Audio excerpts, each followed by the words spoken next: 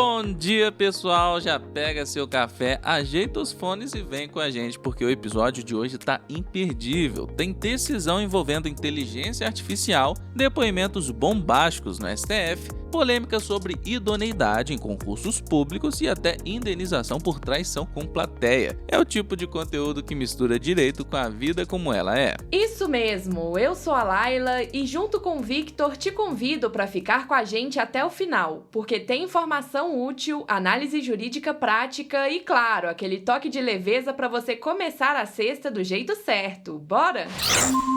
A Justiça do Rio condenou o Google a pagar R$20 mil a Marcelo Tavares por tê-lo identificado erroneamente como dono da plataforma Seven Games. A IA da empresa teria usado fontes imprecisas e feito a conexão automaticamente. O resultado? Marcelo virou alvo de ameaças de usuários insatisfeitos com o site de apostas. A sentença destacou que o erro não foi só da busca, mas da própria estrutura da IA do Google, que apresentou a informação como fato consolidado. Isso agrava a responsabilidade, segundo o juiz. Além da indenização, a empresa terá que remover o conteúdo. Pois é, esse caso chama atenção para 2 pontos: a associação superficial de dados por IA e a falta de validação das fontes utilizadas. Mesmo no digital, vale o princípio da veracidade. E sim, até a inteligência artificial precisa respeitar o dever de cuidado. E para aprofundar nesse caso, recebemos a doutora Natália Marques, advogada com atuação especializada em negócios digitais. Doutora, quais são os limites da responsabilidade civil das plataformas digitais quando as inteligências artificiais publicam informações falsas e que podem gerar danos a terceiros? Quais são os limites da responsabilidade civil das plataformas digitais quando suas inteligências artificiais publicam informações falsas que geram danos a terceiro? Essa é uma questão cada vez mais urgente. Recentemente vimos discussões e até mesmo processos envolvendo grandes plataformas como, por exemplo, o Google, sendo questionadas por suas informações falsas geradas por suas IAs. Mas afinal, quem responde quando uma inteligência artificial causa prejuízo?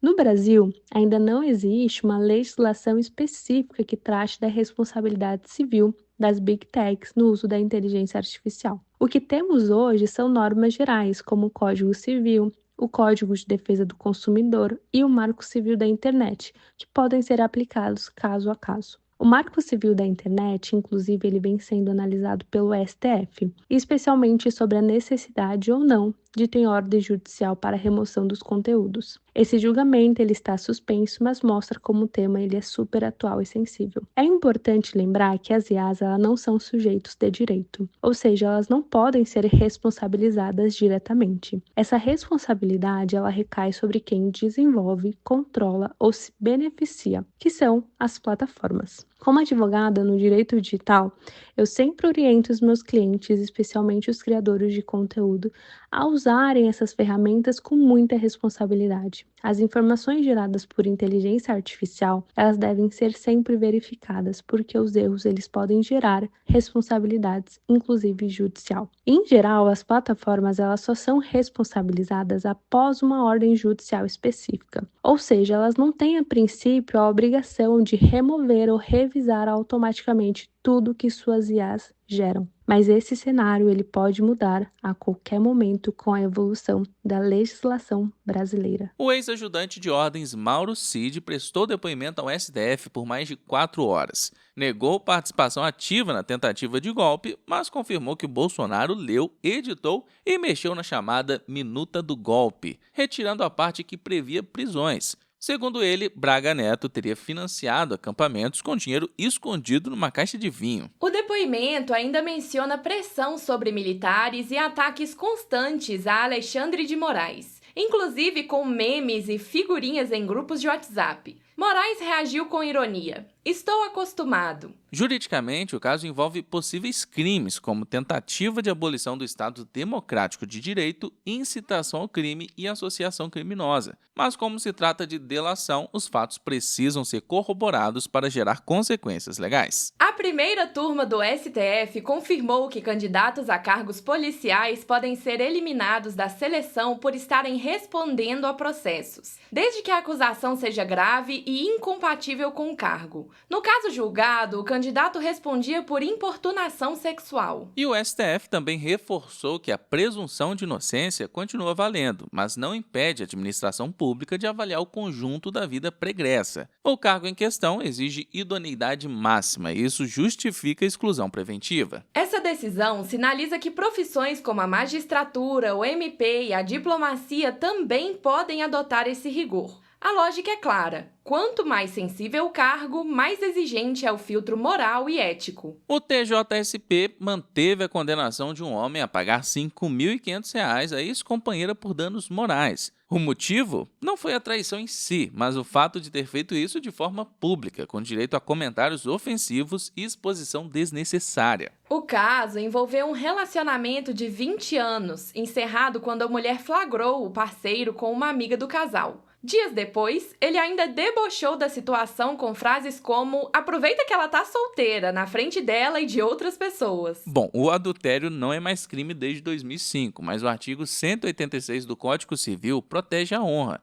E aqui ficou claro o intuito de humilhar. Respeito no fim da relação também é valor jurídico e quando falta, pode pesar no bolso. E agora, mais uma situação que aconteceu no STF nessa última semana. Dessa vez envolvendo o ex-presidente Jair Bolsonaro, que prestou depoimento no STF sobre a tentativa de golpe e minimizou sua participação. Ele disse não conhecer a minuta do golpe, negou articulação com militares e ainda brincou com Alexandre de Moraes perguntando se ele queria ser seu vice em 2026. No interrogatório, também alegou que nunca convocou atos golpistas nem descumpriu decisões judiciais. Reforçou que sempre agiu dentro das 4 linhas da Constituição. A audiência foi conduzida por Moraes e teve presença de Luiz Fux e do PGR Paulo Gonet. O depoimento ainda será analisado em conjunto com outros elementos da investigação, mas uma coisa é certa: tentativa de humor não muda os rumos da apuração. E se você curte temas penais como esse, aproveita para assinar a Criminal Letter. Toda quarta-feira, às 11 horas da manhã, tem conteúdo exclusivo de penal e processo penal na sua caixa de entrada.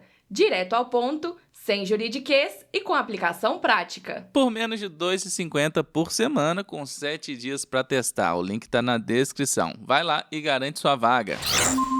A sexta turma do TST rejeitou um recurso que tentava validar a cessão de créditos trabalhistas de um agente dos Correios para seu próprio advogado. A tentativa era transformar o precatório em pagamento antecipado com desconto. O problema? Conflito ético. Embora a Constituição permita a cessão de precatórios, o TST entendeu que, sendo advogado comprador, há conflito de interesses. Segundo o OAB, esse tipo de operação fere o Código de Conduta da Advocacia e o TST seguiu o mesmo entendimento. Sobre isso, o ministro relator foi claro. Não importa o quão bonito esteja no contrato, se for antiético, está fora do jogo. Advogado pode ser defensor, mas não credor do cliente via precatório com desconto. Ética segue sendo cláusula pétrea na profissão. A partir desse contexto, surge a dúvida: até que ponto é admissível a negociação entre advogado e cliente sem configurar um conflito ético? Quem nos ajuda a compreender mais sobre o assunto é a doutora Carolina Quinelato, advogada e pós-graduada em Direito e Processo do Trabalho pela PUC São Paulo. Essa recente notícia do Tribunal Superior do Trabalho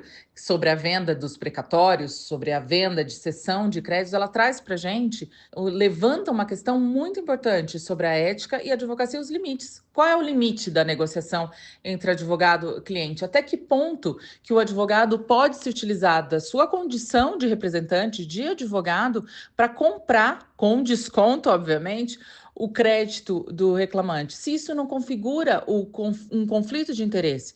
Porque, em contrapartida, ele está se beneficiando, porque ele sabe que aquela ação vai dar um valor muito maior, mas também o cliente, às vezes, precisa do dinheiro naquele momento. Será que isso, do ponto de vista ético, é possível?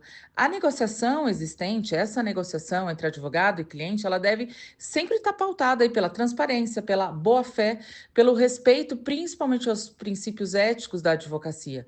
Inclusive, o Código Código de Ética da OAB, ele estabelece que deve agir, o advogado ele deve agir com independência, com imparcialidade, mas ele tem que evitar o conflito de interesse.